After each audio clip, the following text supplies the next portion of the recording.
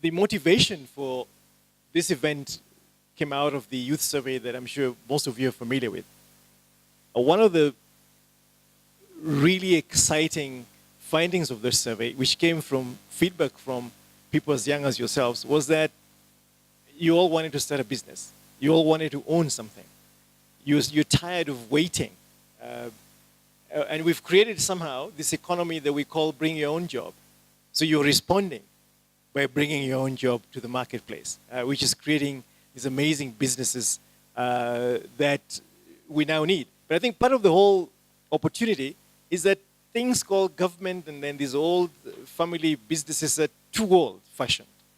They need an injection of new innovation and youthful ingenuity, which can only come from people like you.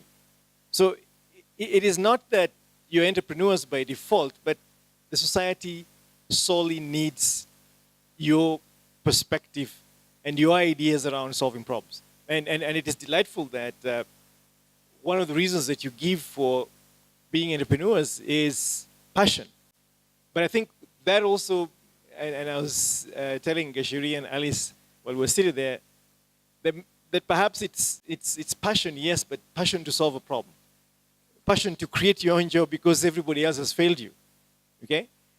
The government takes a lot of tax money, but doesn't seem to be able to create these jobs. And I think they need the kind of help that you're providing, but that should not give them comfort to do nothing. I think you should also show them that you're ready to take responsibility and that now it's got to be a conversation about ourselves and what we can do for this country. It's not about somebody sitting at the tail end of the process and then asking you to pay your due. Yes, we're happy to pay taxes, but government must actually do what it needs to do. The whole space around entrepreneurship has many kinks. It's very new and unprecedented in our time. This is the youngest population in the history of this country. And it's also the most educated population in our generation, in all time.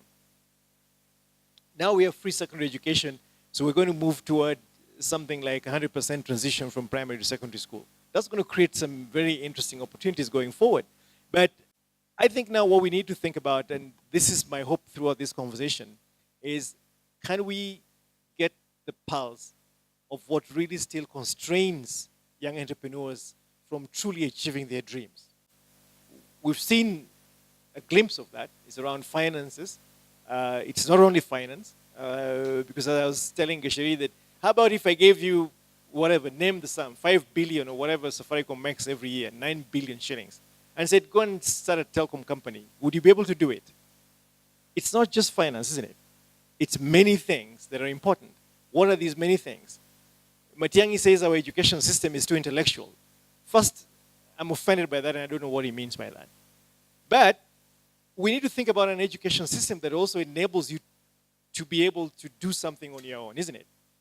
I think there's a lot of stuff that happens in school, which honestly, they're important because it's kind of keeping the program and the timetable going, but you could do without some of those subjects, isn't it? You could focus your energies on the things that you think are most important and align best to your passion. How about if we start a conversation about education reform that begins to respond to some of those things? How about if we put you, the learner, first and try to create an education that enables you to find yourself and find your passion, that enables you to learn how to do, how to be something, not how to pass an examination. Because right now the proposition is, can you answer these questions as best as the professor taught you? Okay, there's a syllabus that is set, and we're going to ask you questions from that syllabus. How about if we ask you questions about practical things, how you would apply the knowledge that you have? And stop wasting your time with theoretical things. Because right now, with the Internet of Things, I don't need to remember any definition of anything. And why do you ask me to define something? How is that important?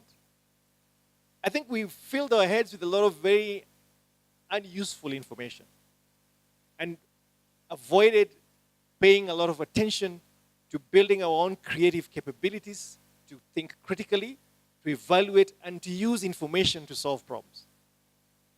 You know, many years ago when I was in university, one of our professors said that there was no point taking notes in his class and all you needed to do was go to the library and bring all the books that you thought would help you pass the CAT. Can you imagine how burdened we were going into that examination. Everybody went to the library and reserved and picked all the books. We wish we had wheelbarrows those days to bring all the books in, but it didn't help. It did not help. You had all the books, but you have a cut was usually 1 hour. You have 1 hour to do 5 questions, and you've picked all the big books, including an encyclopedia from the library, and it's not going to help. I wish we had internet those days. Then it would have made your work very easy, and you submit your cut test online, so you cut and paste stuff. But the point I'm trying to make is that I think this energy, this burst of energy of entrepreneurship, the spirit of trying to do something for yourself, to solve a problem, driven by your passion and an understanding of a need in the society, should lead us to rethink our education, to make it much more practical, so that at the end of your school days, you have the skills that enable you to thrive in a business entrepreneurial environment. Okay? Some of us leave school without even knowing how to greet people properly. And that's important. How much of a handshake should be firm, and how much of the eye contact should you have without somebody feeling that you're staring into their eyes too much. It's like there's a way to have a firm handshake and make eye contact. There's a way that you can do it that it goes awfully bad and people think you're staring at them. And then it doesn't go very well. And there's a way to greet a lady without squeezing the hell out of her hands, for instance. So I think there's some certain very practical things that we need to learn. So right now I'm in a conversation with Zizi Africa, Afrik, and some of the guys. Walter is in here in the room somewhere. Walter, where are you? Yes. And what we're trying to figure out is, how do we get a conversation that enables the other side of the house, the employers, to contribute to a conversation about what attributes, the soft skills, for instance, that are needed by young people when they come into the job market. Like, for instance, just keeping time. Anybody who runs a business will tell you, if you have an appointment with a client and you don't show up in time, that's it.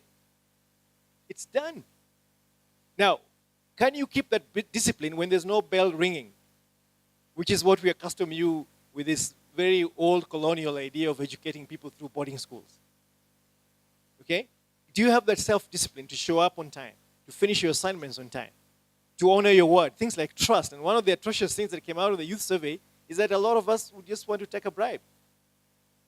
And we think corruption is not a problem.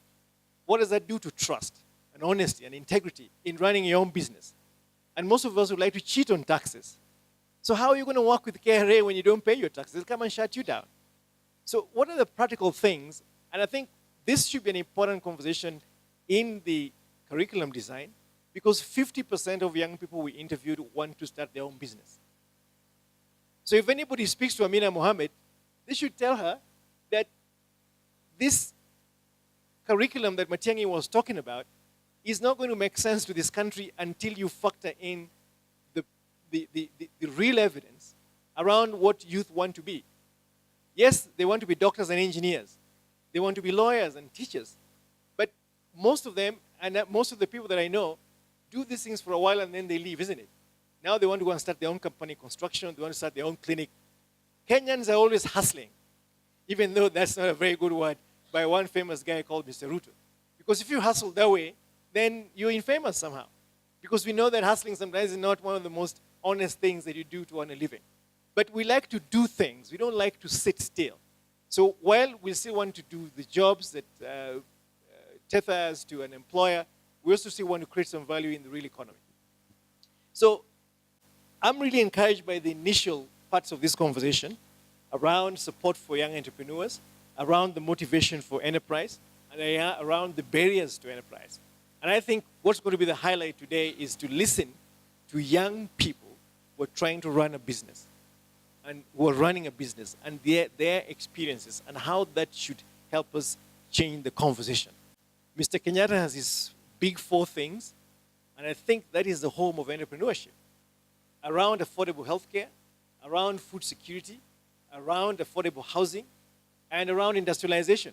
Those 4 things really are at the heart of the things that we're all trying to do.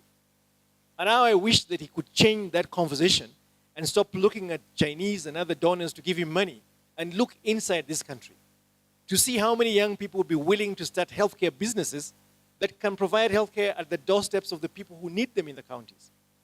And this amazing construction thing that he's talking about, 500,000 houses before the end of his term, I think he is being unambitious.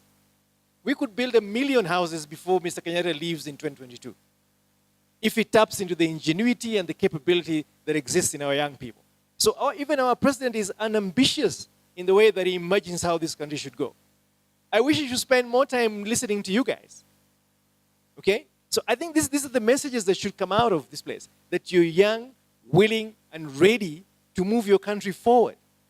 And these old-timers, their time is up. And you guys should be at the driving seat of making things happen. And as an old-timer, I will shut up. Thank you very much, and I wish you a very happy day.